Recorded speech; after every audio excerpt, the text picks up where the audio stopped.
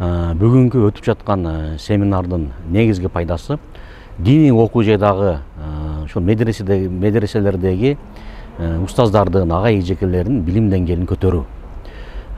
Бул да болсо ошол эмне дейбиз, сабак берүү методикасын, сабак берүү ыкмасын ошол устаз өз сабагында колдонуп, өзү үйрөнгөн нерселердин баардыгын ошо медреселерге барып студенттерге сабак берип жаткан учурда колдонуу да. Эң негизги максатыбыз ошол медреседе окуп жаткан балдардын сапаттуу билим алышына бир аябай чоң бир өбөлгө.